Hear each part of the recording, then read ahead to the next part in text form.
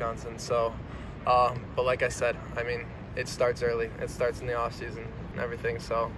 Yeah. So, I mean, and right now, obviously, Wisconsin's white hot, right? Because Milwaukee just won the NBA Finals, right? So, how do you guys channel that energy? Take it from Milwaukee and channel it, put it into Madison, and pack your stadium. I mean, I think you can just tell that Wisconsin sports fans how much passion they bring to all their sports, because it's been a while since 2011 when the Packers last won the Super Bowl that they've had a champion. And I mean, you could have just. I think everyone could see watching that Game 6. I don't know how many people were there, but just the energy that Wisconsin fans bring to their sports teams. And, as players, I mean, we know all the fans want us to succeed and want us to be great. And, and it's hand in hand. We want to be great, but we also want to do it for the fans. I mean, fans are a huge part of sports and play a massive role in sports. So, I mean, you always want to make your fans happy, and that's what you love to see. Can't wait to see Camp Newton. That goes for anything. Like, what are the challenges? Whenever you have a group of guys that's all playing for, you gotta love each other. You gotta respect each other. Yeah, I mean, well, first, I mean, right when you mention Iowa, it's gonna be physical. But when they run that zone concept scheme, I mean, it's kind of different to a lot of other teams because they kind of marry outside zone with like their inside zone. And I mean, their linemen are they're athletic enough to where they just move, they run, and they'll be physical with you. So you gotta not only be patient, but also kind of understand, hey, is this inside zone or is this outside zone? Because they marry it so well together. It makes it very challenging on a defense. But something that we work on especially the week of, and everything that we're aware of, the challenges that Iowa brings in that situation. So it should be fun. Jeff, how special is it for being in Wisconsin? Tyler Linderbaum, you go up against him in the zone blocking scheme. What challenges does he? Yeah, I mean, he's an athletic big guy. I mean, lucky for us, we see him at Wisconsin too. And I mean, I love going against Iowa because it's almost like we're going against ourselves. But obviously, a little bit different schemes here and there. But yeah, I mean, Tyler's a great player, and I expect he's going to be a beast this year too. But I think that our team and our D line will be able to play well, and it should be a fun game. It always is against them. Let's talk some fun stuff. What's it like being here, representing Wisconsin? I mean, you're representing your university. How special is that for you? Yeah, it's an honor. I mean, it was kind of casual. Hey, you want to come to the Big Ten meeting? And I was like, sure. But no, it's an honor. I mean, not only to represent the team, but also represent the University of Wisconsin.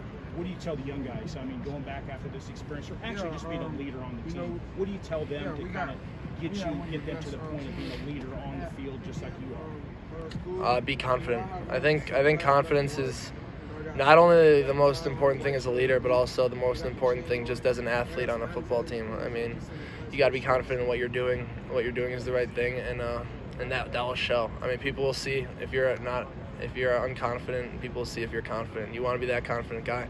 And yeah, I mean, just take it day by day and just always enjoy what you're doing. Thank you.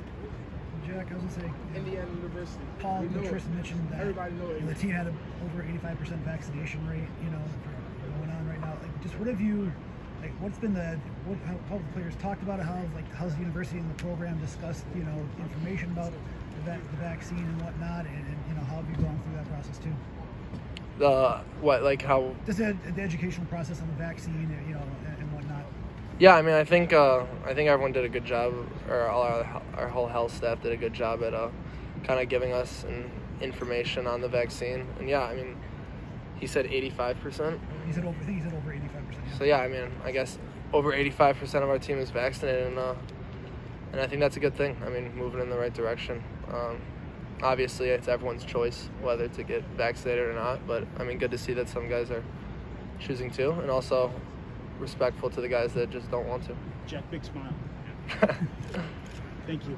The legacy of your position at the school, is that something that you guys that really matters? You guys talk about it, and you keep in touch with alumni and such guys maybe on the league and others as well? Yeah, for sure. I mean, I credit a lot of my success and development to the guys that were in the room before me, like TJ Edwards and Ryan Conley and Chris Orr. And like Zach Bond. So, and I mean, for sure, I think there's a general sense that we get overlooked when people talk about the best linebacker schools in the country, because I mean, just year in and year out, we just pump out great talent.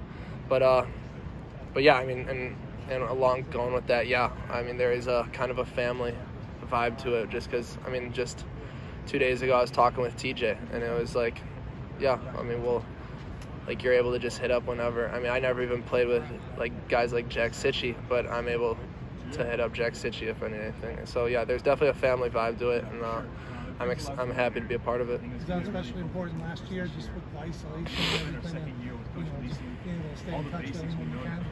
Yeah, I think so. I think last year was such a crazy year that if you wanted to get in touch with anyone or if you needed anything, guys were right there and willing to. What have the conversations been like with TJ or Jack? You say you could hit up Jack Sitchie. Just what are they telling you? Like, what are the questions are you asking, and what type of feedback are they giving you? I mean, sometimes it's just like little, like not even football stuff. But I mean, pretty much if it is, it's just keep working, keep going, and that that they're excited to watch me play, and I'm excited to watch them play. I mean, so yeah, but should be fun. I mean, I think everyone's excited for football next year. In terms of, you guys had 4 turnovers, you guys created 4 turnovers in that bowl game. Just what's for this year going ahead? What's the next step for you guys in terms of creating more turnovers for that defense?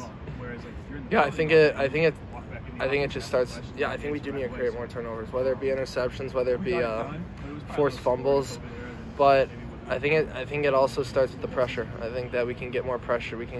I think making more game-changing plays like that, I think will just overall improve every other aspect of our defense. So there are a lot of things that go into that. I think some of it just goes with practicing, and also knowing the timing of when you're able to punch a ball out or something like that, or just being better technique-wise with your feet, so you're able to make an interception. And so yeah, I think things will go into it, but I'm confident we'll be able to improve that.